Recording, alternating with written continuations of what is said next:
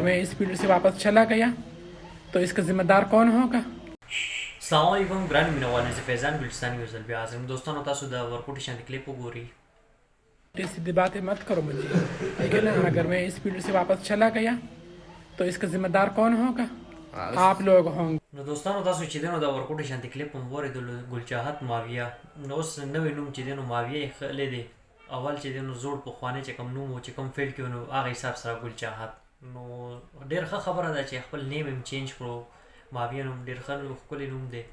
نو دوستانو خبره داسې ده تاسو د دا خبرې واورېدلې نو اوس خبره داسې ده چې دی چې کم فیلډ ته راغلی دی د الله پاک په لاره باندې راغلی دی، د دین په لاره باندې راغلی دی، تبلیغ کوي. نو څه چې دی نو ګناه نه کوي، د ګناه کار نه دی، د ښه کار دی. نو اوس په دې کې چې کم خلک ورته خبرې کوي یا تنقید پې کوي یا چې دی نو ردې بدې ورته وایي نو هغې نه غټ جاهل به بل څوک ني. نو یو انسان چې دی نو ډومتوب نه د الله پاک په لاره باندې راغو نو هغه ته چې دی نو د هغه حوصله افزایي کول پکار دی. نو د هغه چې دی نو اپریشیټ کول پکار دی. هغه کس ډېر ښه کار یې کړی دی، د الله پاک په لاره باندې راغلی دی او ډومتوب یې پرېښی دی. نو د هغې په بجای چې دی نو تاسو د هغې په ځای کم کس ښه کار کوي نو هغه اپریشیټ کول په ځای چې دی نو هغې باندې تنقید کوئ. چې کم بد کوي نو هغه واسې بد دی. نو په بدو باندې به چې دی نو ورته شاباشي به نه ورکړي او په ښه باندې به ورکړي.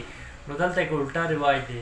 یو څو کسان دي هغې چې دی نو ماویه ته چې دی نو څه داسې کمنټس یې کړي دي، غلط یې کړي دي، په هغې باندې چې دی نو ډېر زیات هغه له غوسه ورغلي. نو دا خبره وکړه وایي زه چې دی نو د الله پاک په لاره باندې راغلی یم نو تاسو ما ته داسې خبره کوئ څه پته لګېږي زه واپس ډومتوب ته لاړ شم نو د هغې ټوله ګناه به تاسو ته به میلاوېږي. نو ته یو انسان چې دی نو توبه وباسي هغه د الله پاک په لاره باندې راشي نو هغې نه باوجود چې دی نو تاسو هغه تنګول کوئ نو خامخا هغه خو به ګمراه کېږي.